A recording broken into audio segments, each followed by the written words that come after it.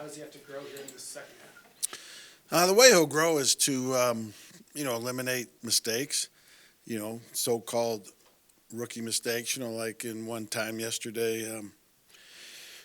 We had a good coverage on, and they checked the ball down to the tight end in the flat for about a 12-yard gain. He needed to be on that guy, and he wasn't. Little things like that. Overall, how confident do you feel about the core of young offensive players in Sutton, Lindsey, and Pham? Good. They're all guys that have good talent. At different times in their young careers, they've produced. We need it to be a weekly thing for all of them. You have kind of a unique mix of players that have contributed from undrafted guys that came late in waiver claims. What has allowed both the offense and defense to play so well together, even with a lot of new faces? So well? Defense. Well, you just got to go to work with these guys. I mean, I think where you're alluding to is really more so on the defensive side of the ball with, Devontae. We don't get him until after the final cut down first week, and now he started, 4 or 5 games for us. Duke Dawson, same thing. You just got to go to work, and those guys are not totally honed up yet in what we're doing. But we haven't paid a big price for some of their mistakes. Sometimes we do. But you gotta crash course, cram it, expose them to things on the practice field. You have to do a good job teaching through video, and hopefully they can bring it to the field. How would you assess where you are, Coach, after 9 games? And do you see it as, hey, we got walked off essentially 3 times, we could be right in the mix, or there's a reason we got walked off, and there's kind of where do you see you are, and what are the keys moving forward? Well, we've had those 3 walk-off losses, as you describe them. A few of those kickers turned around and missed their next opportunities for that. But, we are 3-6. Could we be better? Yes. Could we be worse? No. I don't know how to really answer that question other than we had more than our chance to have a much better record than we do, but it is what it is. What's the most important thing for Brandon to work on between now and Minnesota? Just to continue to operate the offense. I think another week of practice will do him wonders, which we'll do when we come back from the bye, and we'll have an extra practice that week. He's at the point where he knows our offense. He's been in our meetings since he's gotten here. Same kind of guy that Nicky's alluding to, didn't get here till after preseason was over. But now he's getting an opportunity to practice more. So just practice, I think, will produce the improvements we're looking for. Sometimes teams have a practice or 2 during this bye week. Why did you decide not to do that this year? It's kind of gone away, the teams that – I'm not saying I know what everybody does, but you have to give them Thursday through Sunday off. That's the new CBA. You can't really go out today and practice day after a game, nor on Tuesday, in my opinion. And you might say, well, what about when you have a Thursday game? Those aren't practices. Those are walkthroughs. So, in my opinion, you're really forfeiting a potential practice on Wednesday. And I think most coaches have come to the conclusion that it's just good to get a break rather than a full-blown break rather than really, in my opinion, one practice. Tim Patrick's return is imminent, but at that 2 and 3 wideout spot, is it going to continue to be kind of by committee between Deshaun, Deontay, all those guys? Yeah, I believe so. Yeah, I think you'll see all those guys out there at different times in the different packages when we're playing 1 receiver, 2 receivers, or 3. Was Justin Simmons a guy you liked coming out of the draft in 2016? It's a good question. I don't remember, but I do like him now. And I've liked him early on from getting here.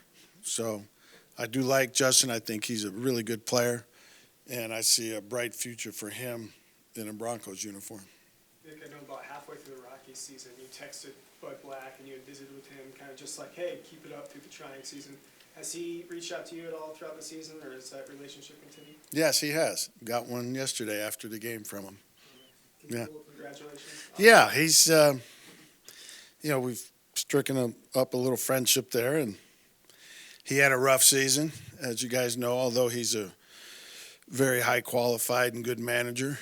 And so he's just trying to help through the rough times. But, yeah, Bud's a hell of a good guy, and I'm glad I've gotten to meet him.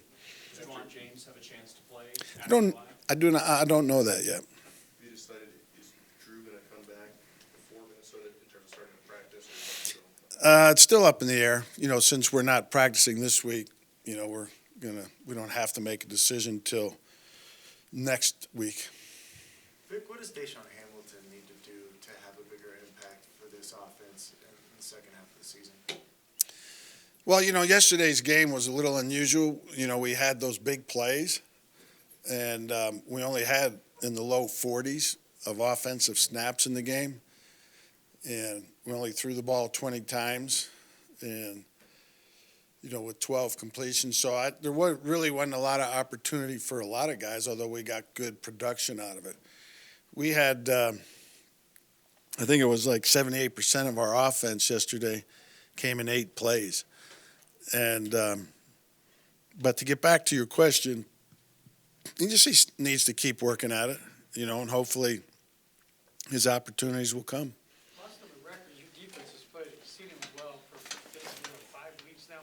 What is it you want to see from that group going forward? Is there one element that you think that you can tighten it up even more?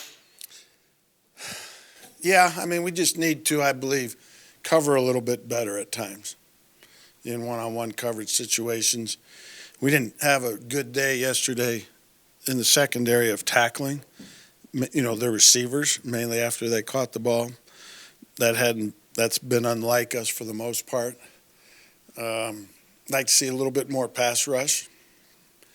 Those are some of the things. Lindsey was hauling pretty good toward the sidelines there on that last play.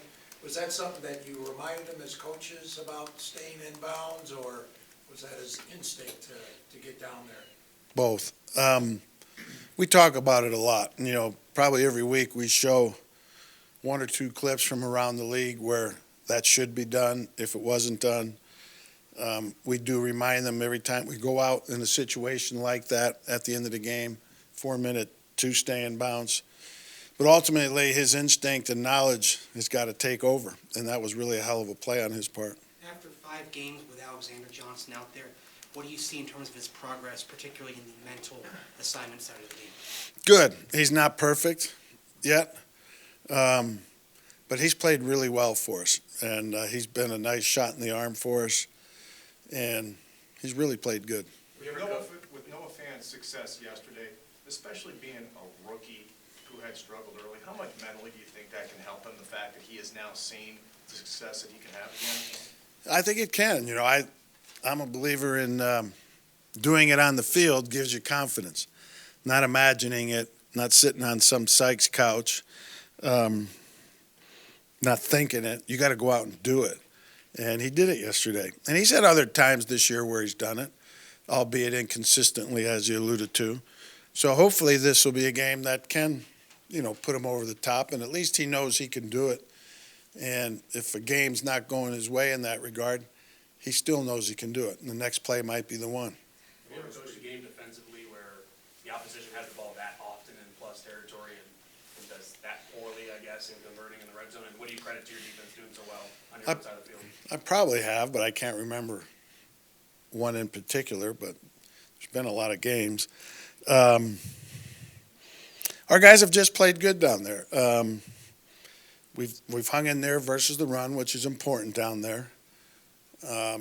We try to vary our coverages, and we put a lot of time into it in preparation. Time for a few more for the coach. What do you see from Derek Wolf this year and how he fits? Because the last couple of years we got here, he's battling injuries off and on, having trouble staying on the field.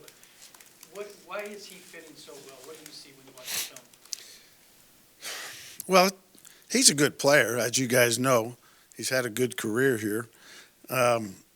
he's just seemed to have more production in the pass rush this year up to this point than he's had in recent years. I don't really know what he did in his first half of his, or first 3 quarters of his career in that regard.